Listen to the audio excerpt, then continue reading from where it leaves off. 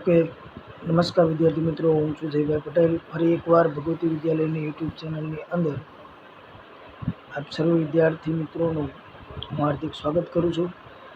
હવે આજે એવા પ્રકરણની શરૂઆત કરવાની છે કે જે પરીક્ષાની અંદર હાઈએસ્ટ માર્ક્સનો જે પ્રશ્ન પૂછાતો હોય છે, બરાબર, એવું રચના કે જે તમારું પ્રકરણ નંબર 11 છે, કન્સ્ટ્રક્શન્સ, જેનું અંગ્રેજી નામ થાય રચના, બરાબર, કન્સ્ટ્રક્શન્સ, એનો ગુણભાર જોઈ લઈએ. રચના પ્રકરણનો જનરલ વિકલ્પ વિના ગુણભાર 4 છે અને વિકલ્પ સાથે 8. મતલબ તમારે 8 માર્ક્સ ઉપર કોન્સન્ટ્રેશન રાખવાનું છે, કારણ કે 2 રચના પૂછાય છે. રચના ટોટલ કેટલી પૂછાશે? 2. પહેલો જ પ્રશ્ન પ્રમેયનો હોય યા તો રચના, તો આપણે એની અંદર પ્રમેય પણ આ વર્ષે પરીક્ષાની અંદર 2 જ રાખેલા છે. હું તમને પ્રશ્ન ક્રમાંક જણાવું કે આ વર્ષે 70-30ના અભ્યાસક્રમ અનુસાર જ્યારે પણ એક્ઝામ લેવાય, તમારે પહેલો પ્રમેય હશે, ત્યારબાદ બીજો પણ પ્રમેય હશે. જ્યારે 48 અને 49 એ તમને વાત કરી કે જનરલ વિકલ્પ વગર 4 ગુણ, વિકલ્પ વિના, અને 8 ગુણ પરીક્ષામાં આ ચેપ્ટરમાંથી પૂછાય છે. તો આ તમને એક વિકલ્પ મળી જશે, એટલે વિકલ્પ સાથે, બરાબર. તો આની અંદર બંને વિકલ્પ અને બંને પ્રશ્ન 4-4 ગુણના કે જે તમારે રચના દોરવાની થશે, અને એ રચનાનો પરિચય આપણે આ વિડીયો લેક્ચરની અંદર મેળવવાના છીએ. હવે જનરલ પ્રશ્ન ક્રમાંક કયો હોય છે એ હું તમને જણાવી દઉં. 48 અને 49 નંબરનો જે પ્રશ્ન છે એ આ પ્રકરણ રચનાનું હશે, અને બંને કેટલા ગુણભાર? 48 નંબરનો તો કે 4 ગુણ, અને 49 પણ કેટલા ગુણનો હશે? 49મો પ્રશ્ન 4 ગુણ. મતલબ આપણે બંને રચના દોરી અને 8 ગુણ મળે એવા પ્રયત્ન કરવાના છે, બરાબર. જનરલ તમને વિભાગ ડી ની અંદર સેક્શન ડી ની જો વાત કરીએ,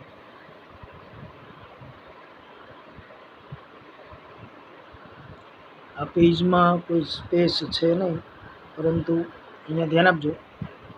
46 અને 47 આ બંને પ્રમેય છે, બરાબર.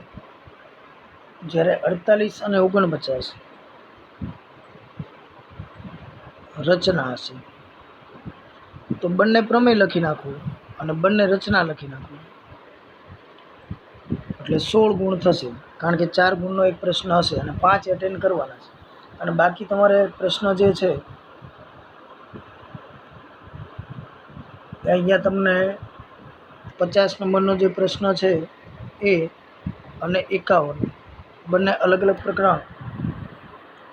50 નંબરનું પ્રકરણ છે, 50 નંબરનો પ્રશ્ન જે છે એ પ્રકરણ તમારા 8-9 પ્રકરણમાંથી પૂછેલો છે, અને પૃષ્ઠફળ અને ક્ષેત્રફળમાંથી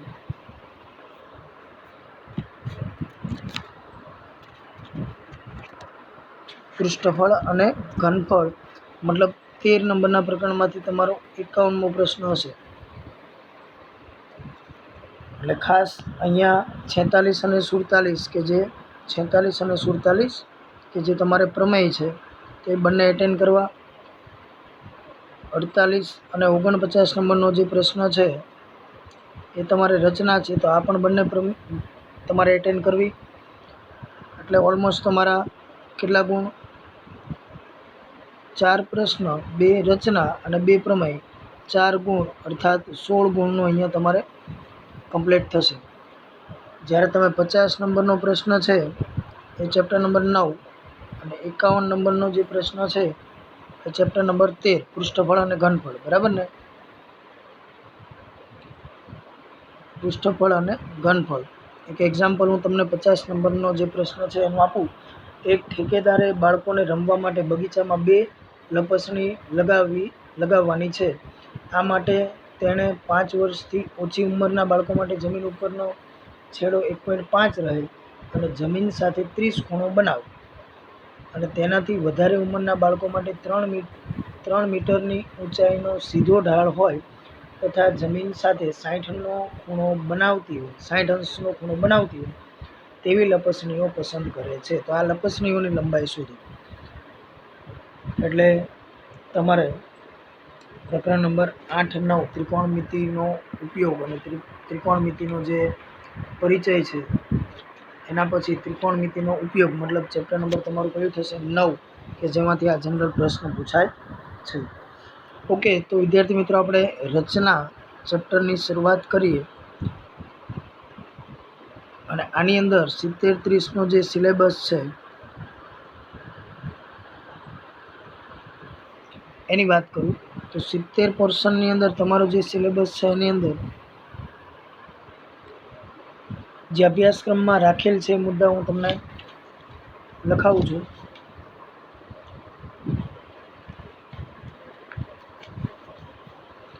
અહીંયા જનરલ 11.1 પ્રાસ્તવિક, કે જેનો આપણે આ વિડીયો લેક્ચરમાં પરિચય મેળવવાના છીએ. ત્યારબાદ 11.2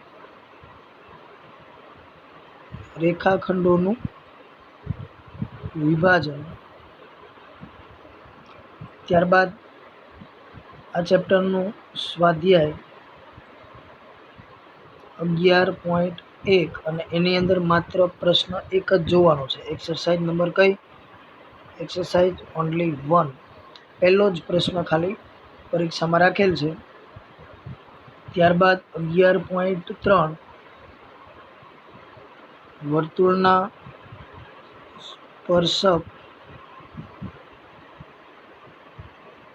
ની રચના, એટલે કે 11.3 થિયરી.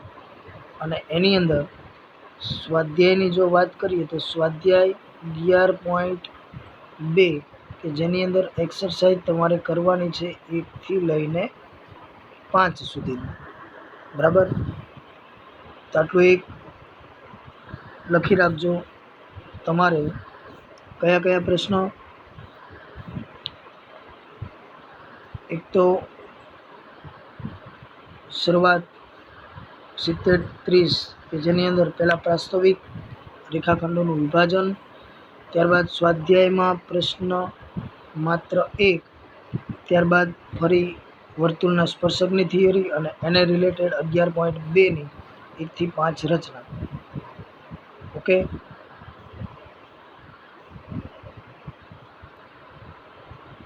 તો અહીંયા વિદ્યાર્થી મિત્રો પહેલી જે રચના છે એના માટેની થિયરી કે જેની આપણે સમજ મેળવીએ. અહીંયા હું તમને જે ડાયજેસ્ટની અંદર થિયરી આપેલી છે એની હું પ્રાસ્તવિક 11.1 એની સમજૂતી આપું. અહીંયા ધોરણ 9ની વાત કરી છે કે તેમાં સીધી પટ્ટી અને પરિકરની મદદથી તમે કેટલીક રચનાઓ કરી હતી તથા તેમની યથાર્થતાની ચર્ચા પણ કરી હતી. દાખલા તરીકે ખૂણાનો દ્વિભાજક રચવો, બરાબર છે? આ પ્રમાણેનો એંગલ હોય તો એ ખૂણાનો દ્વિભાજક મતલબ એના 2 સરખા ભાગ કરતા હોય એની રચના આ પ્રમાણે 2 સરખા ભાગ થાય છે ખૂણાનો. રેખાખંડનો દ્વિભાજક, ત્યારબાદ આ પ્રમાણેનો રેખાખંડ હોય. હવે એનો દ્વિભાજક મેળવવો હોય તો તમને યાદ હશે કે આનું અંત્ય બિંદુ અને આનું અંત્ય બિંદુ. તો એક પહેલાં ઉપરની તરફ ચાપ, આ બિંદુ એ છે તો એને કેન્દ્ર ગણી ઉપરની તરફ ચાપ અને નીચેની તરફ ચાપ લેતા, બરાબર છે? એવી જ રીતના અહીંયા બિંદુ બી હોય તો બિંદુ બીને ટાર્ગેટ કરી અને આ પ્રમાણે તમે આ જે બિંદુ મળતા એને જોડી અને આ પ્રમાણેનો જે તમારો રેખાખંડ છે એ બી એનો દ્વિભાજક કે જેની રચના તમે જોઈ હશે. ત્રિકોણની કેટલીક રચનાઓ વગેરે. આ પ્રકરણમાં આપણે અગાઉ અભ્યાસ કરેલ રચનાઓના જ્ઞાનનો ઉપયોગ કરીને કેટલીક વધારાની જે રચનાઓ છે એ વધારે રચનાઓનો અભ્યાસ કરીશું. આવી રચનાઓ શું કાર્ય કરે છે તેની પાછળના ગાણિતિક તર્ક આપવાની અપેક્ષા તમારી પાસે હશે. ત્યારબાદ 11.2 કે જેની અંદર તમને વાત કરી છે 11.2ની અંદર આ પ્રમાણેની પહેલાં તમે થિયરી અને રચનાઓની સમજૂતી મેળવી છે, પરંતુ 11.2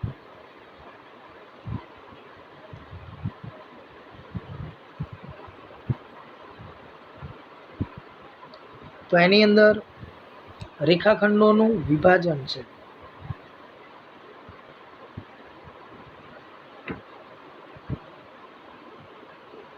રેખાખંડોનું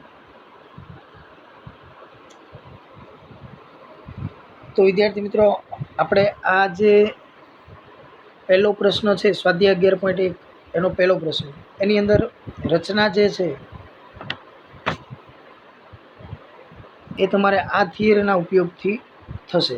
અર્થાત હવે આપણે રેખાખંડનું એમ જેમ એન યા તો એમ જેમ એન જેમ પી વગેરે જેવા ગુણોત્તરોમાં વિભાજન કરીશું.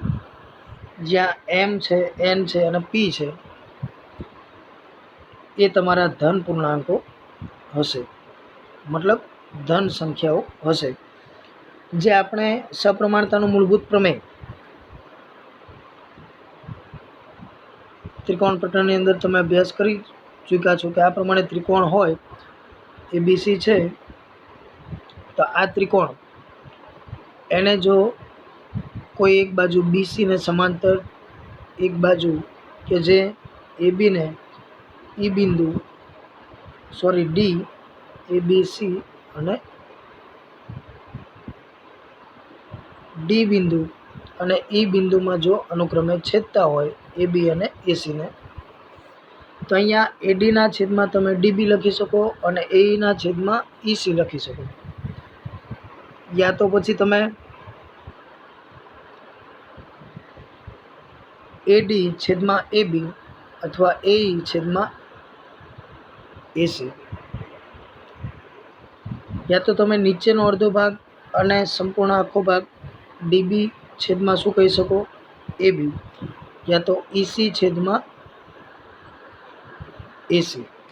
તો આ જે સપ્રમાણ ગુણોત્તરમાં વિભાજન કરે છે એ સપ્રમાણતાના મૂળભૂત પ્રમેય, થેલ્સનું પ્રમેય જે તમે અગાઉ વિડીયો લેક્ચરમાં ભણી ચૂક્યા છો, તો એ થેલ્સના પ્રમેય સપ્રમાણતાના મૂળભૂત પ્રમેયનો તથા સમરૂપ ત્રિકોણોના ગુણધર્મનો ઉપયોગ કરીશું તથા તેની યથાર્થતા પુરવાર કરીશું. તદુપરાંત આપણે કોઈ આપેલ ત્રિકોણને સમરૂપ હોય તેવા ત્રિકોણની રચના કરીશું, જે પણ આપણે અત્યારે સિલેબસમાં નથી, જ્યાં રચેલ ત્રિકોણની બાજુઓ અને આપેલ ત્રિકોણની અનુરૂપ બાજુઓનો ગુણોત્તર આપેલ હોય. હવે એક આની અંદર ખાસ સ્કેલમાં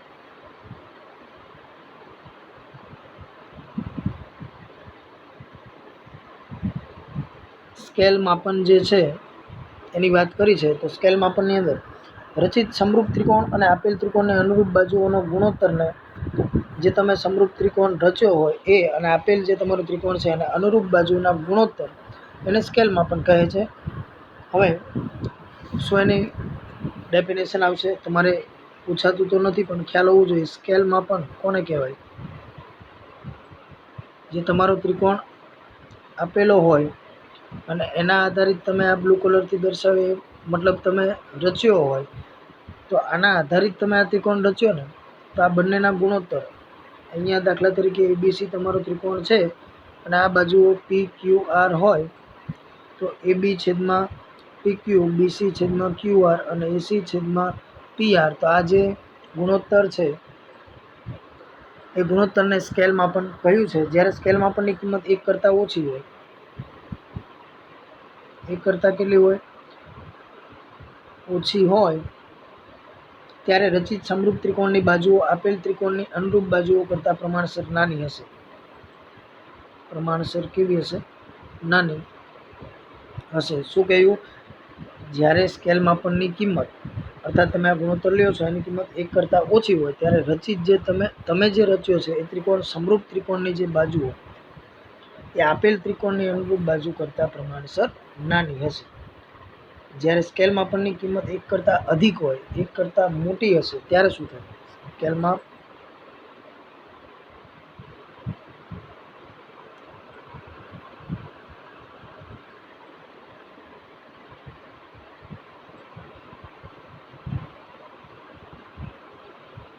તો જ્યારે 1 કરતાં અધિક હોય ત્યારે રચિત તમારો જે ત્રિકોણ છે, રચિત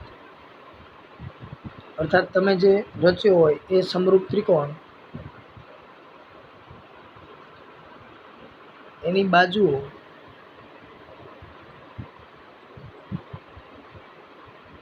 આપેલ ત્રિકોણની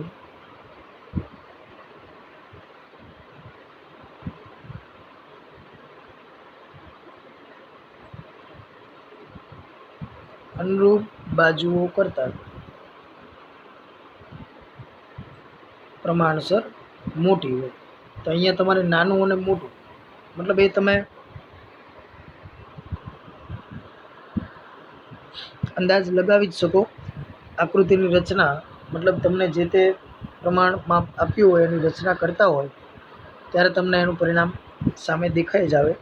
મતલબ જ્યારે ગુણોત્તર કેવો હોય, સ્કેલ માપ અર્થાત ગુણોત્તર 1 કરતાં ઓછો ત્યારે જે તમે રચ્યો છે એ ત્રિકોણની આપેલ જે ત્રિકોણ છે સમરૂપ ત્રિકોણ એની કરતાં પ્રમાણસર બાજુનું માપ નાનું હશે. અને જ્યારે સ્કેલ માપનું માપ 1 કરતાં મોટું હોય, અધિક હોય ત્યારે રચિત જે તમારો ત્રિકોણ છે એની આપેલ જે સમબાજુ ત્રિકોણ તમારો હતો, સમરૂપ ત્રિકોણ એ ત્રિકોણની અનુરૂપ બાજુઓ કરતાં પ્રમાણસર મોટી હશે. તો અહીંયા રચના કરી તેની યથાર્થતા આપો વાત કરી છે 11.1 અને એની રચના નંબર 1. ખાસ ધ્યાન આપજો, 4માંથી 4 ગુણ આ પ્રશ્નની અંદર ઇઝીલી આપણે મેળવી શકીએ. કે 7.6 સેન્ટીમીટર લંબાઈનો રેખાખંડ દોરી. હવે જે કીધું છે એને એક ખાસ તમે ધ્યાન લઈ અને આગળ તમે રચના કે જેની રચના વ્યવસ્થિત રીતે તમે કરી શકશો. અહીંયા 7.6 સેન્ટીમીટર લંબાઈનો પહેલાં તો રેખાખંડ દોરવાનો છે. તો આપણું પક્ષ અને સાધ્યની જો વાત કરીએ, પક્ષ શું અને સાધ્ય શું?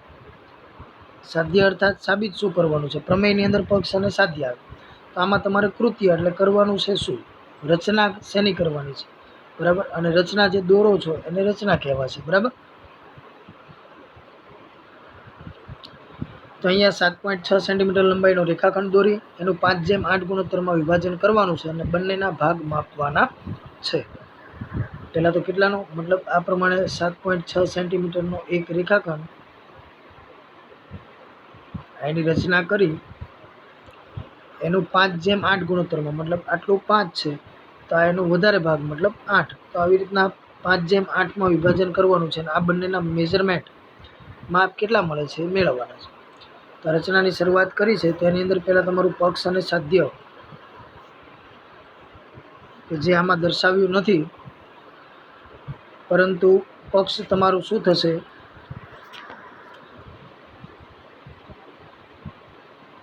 પક્ષ તમે પહેલાં લખજો કે 7.6 સેન્ટીમીટર લંબાઈનો રેખાખંડ AB આપેલ છે, બરાબર? તો આટલું એક પહેલાં પક્ષ થયું.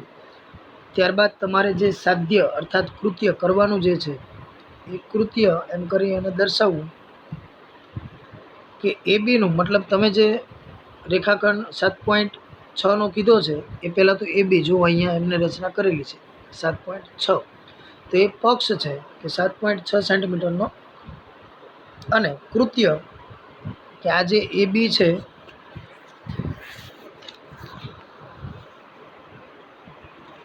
એ ABનું 5:8 ગુણોત્તરમાં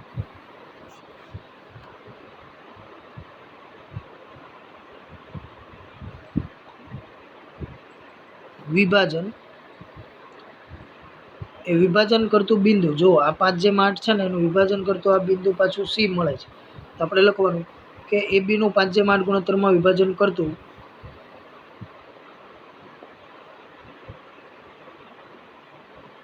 સી મેળવવું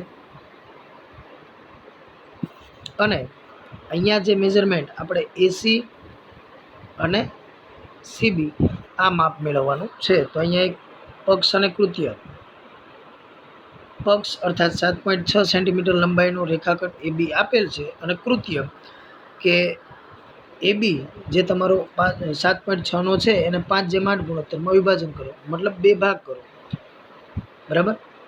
તો અહીંયા વિભાજન કરતું બિંદુ સી મેળવવું અને કોના માપ, તો કે એસી અને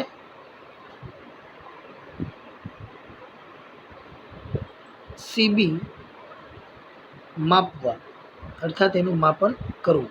રેડી? ઓકે. તો અહીંયા વિદ્યાર્થી મિત્રો ત્યારબાદ જે રચના તમારી બને છે, તમે ડાયજેસ્ટમાં જોશો તો એની અંદર તમને 2 મેથડથી આ રીત આપેલી છે, બરાબર. તેની આ સેકન્ડ નંબરની મેથડ અહીંયા તમને દર્શાવી છે.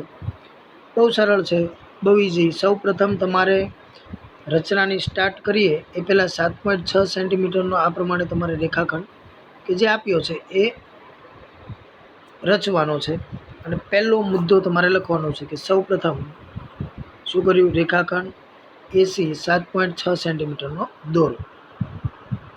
તો આટલું દરેક વાલા વિદ્યાર્થી મિત્રોને ફાવશે. પહેલાં તો આ એ અને બી નામ આપ્યા છે અને માપ તમને 7.6 આપેલા છે. તો 7.6 સેન્ટીમીટરનો સૌપ્રથમ રેખાખંડ એ બી કે જેની રચના કરી. ત્યારબાદ એ બીના વિરુદ્ધ અર્ધતલમાં એક્સ અને વાય હોય, ધ્યાનથી વિરુદ્ધ અર્ધતલમાં, અર્થાત અહીંયા જો એ બી હોય આ પ્રમાણે એ બીની રચના કરી છે. તો આ એક ઉપર અને એક નીચે, અર્થાત એંગલ બનાવવાનો કીધો છે, ખૂણો તમે જાણતા જશો એ પ્રમાણે. પરંતુ અહીંયા એ બીના વિરુદ્ધ અર્ધતલ, વિરુદ્ધ અર્ધતલ એટલે આ ઉપરનું અર્ધતલ થશે, આ નીચેનું અર્ધતલ, બરાબર. માટે ઉપરના અર્ધતલમાં એક્સ અને નીચેના અર્ધતલમાં વાય હોય એ રીતે લઘુકોણ એક્સ એ બી અને નીચે કે એ બી વાય, અહીંયા વાય હશે. તો આ પ્રમાણેની તમારે એક રચના કરવાની છે અને આ બંને ખૂણા એકબીજાને એકરૂપ હોય એવા. આપણે લઘુકોણની વાત કરી છે, લઘુકોણની રચના કરવાની છે, મતલબ આ પ્રમાણેનો એ બી રેખાખંડ તમારો જે દોરેલો છે. તો અહીંયા એને કેન્દ્ર લઈ આ પ્રમાણે ચાપ લઈને 60 ડિગ્રી બનાવી દો. 60નો ખૂણો બની ગયો. તો અહીંયા તમે આગળ એક્સ નામ આપી દો અને નીચેની વાત કરો તો અહીંયા બીને કેન્દ્ર લઈ અને નીચેની તરફ નીચેના અર્ધતલમાં 60 ડિગ્રી બને એ પ્રમાણેની એક એ બી, આ એ બી છે, બરાબર. તો એ બી અને અહીંયા કિરણ વાય લ્યો. તો આ બંને ખૂણા 60 ડિગ્રીના થાય એ પ્રમાણે તમે લઘુકોણ છે 60, બરાબર, 90 કરતાં નાનો, તો એ પ્રમાણે રચના કરો અને બંને ખૂણા સેમ છે એ પ્રમાણે રાખો, બરાબર. તો અહીંયા જે તમને રચના આપી છે તમે જોઈ શકો. તો અહીંયા સૌપ્રથમ એ બી 7.6 કે જેની રચના કરી. ત્યારબાદ અહીંયા જે તમારું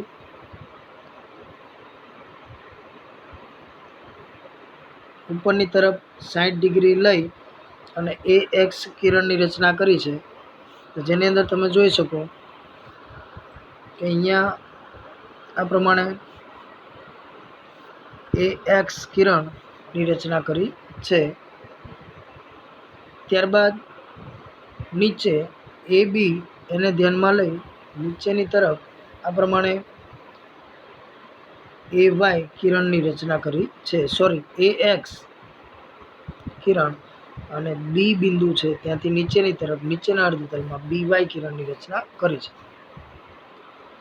ત્યારબાદ કિરણ એ એક્સ પર ઉપરનું જે અર્ધતલમાં એ બી રેખાખંડ હતો 7.6 એના ઉપરના અર્ધતલમાં એને કેન્દ્ર લઈ ત્રિજ્યા કઈ લેવાની છે, એ એક્સ પર અનુકૂળ ત્રિજ્યા, બરાબર, 1 સેન્ટીમીટર રાખી તમે A1 A1 A2 A2 A3 મતલબ આ પ્રમાણેના તમારે બધાના માપ સમાન થાય એવા બિંદુઓ A5 એના સ્થાન નક્કી કરો. અને નીચે તમારે આ જ વસ્તુ પણ BY કિરણ એના પર A1 ઉપર જેટલું માપ હતું એટલું જ માપ લઈ અને તમારે આ પ્રમાણે B1 B2 B3 આ પ્રમાણે તમારે સેમ જે રેખાખંડ છે એના ભાગ કરતા બિંદુઓ B1 B2 B3 એમ 8 સુધીના સ્થાન નક્કી કરવાના છે. તો આની મુદ્દા નંબર 3 અને મુદ્દો 4 જે છે એની રચના આપણે જોઈએ. તો ઉપરની તરફ તમે રચનાની અંદર અહીંયા જોશો તો A1 એને કેન્દ્ર લઈ અહીંયા જેટલા સેન્ટીમીટરનો ચાપ રચ્યો એટલા જ ઉપર એના તમારે ચાપ રચવા લાગવાનું છે અને બિંદુઓના નામ તમારે આપતું જવાનું છે કે આ પ્રમાણે તમારે A13 અને નીચેની તરફ તમે જોશો તો એમાં પણ તમારે B1 B2 B3 સમાન ત્રિજ્યાના બીને કેન્દ્ર લઈ નીચેના અર્ધતલમાં આ પ્રમાણેના તમારે ચાપ રચવાના છે અને જે ટોટલ તમારે કેટલા 13 સુધી રચવાના છે. રેડી? ત્યારબાદ જે કીધું છે એ મુદ્દો જોઈએ. તો હવે ઉપરના હવે આપણે જે રેખાખંડ છે 7.6 સેન્ટીમીટર તેની ઉપર આ પ્રમાણે તમારે 13 બિંદુઓ મળ્યા છે અને નીચેની તરફ પણ 13 બિંદુઓ મળ્યા છે. રેડી? પરંતુ આ જે બિંદુઓ મળ્યા છે એમાં ઉપરની તરફ AX કિરણ છે, નીચેની તરફ BY કિરણ છે. રેડી? તો એની અંદર તમારે A5 તો આગળ અહીંયા A1 A2 A3 A4 એવી રીતના A5 હશે. તો એમ નીચે તમારે B8 કેટલા B8 તો આ બંનેને તમારે જોડવાના છે અને ધારો કે જે ABને છેદે છે એ બિંદુ Cમાં છેદે છે. તો હવે આ તમારા સમાન ગુણોત્તરમાં વિભાજન વિદ્યાર્થી મિત્રો થઈ ગયું છે. ગણે બરાબર છે? શું કહ્યું? અહીંયા તમારા જે આ પ્રમાણે બિંદુઓ રચ્યા તો આમાં A5 તો અહીંયા 5 થી લઈને નીચેનું તમે B ક્યાંથી શરૂઆત કરી તો B8 સુધી જવાનું. ત્યારબાદ આ બંનેને જોડવાના છે. બરાબર? અહીંયા A5 છે અને નીચે તમારા B8 છે. આને જોડતા તો હવે એ રેખાખંડને પાછું ABને એક બિંદુમાં છેદે છે C બિંદુમાં. તો હવે તમને અહીંયા બે ભાગમાં વિભાજન થતું એવું જોવા મળશે કે એક AC છે અને બીજો બિંદુ તમારું CB. બરાબર? બીજો રેખાખંડ CB. તો આ CBનું મેઝરમેન્ટ અને અહીંયા ABનું મેઝરમેન્ટ માપ તમારે કરવાનું છે અને એ માપ તમને કેટલું મળશે? આ હવે તમારું 5:8 ગુણોત્તર કીધું છે ને, તો 5:8 ગુણોત્તરમાં તમારું વિભાજન થઈ ગયું. તેમાં પહેલું વિભાજન AC કે જેનું માપ હશે 2.9 અને બીજું વિભાજન હશે CB. બરાબર? તો એ હશે 4.7. ઓકે? તો દરેક વાલા વિદ્યાર્થી મિત્રોને જય ભાઈના જય સ્વામિનારાયણ. આ જે તે રચના છે એના તમારે સૌપ્રથમ પક્ષ, ત્યારબાદ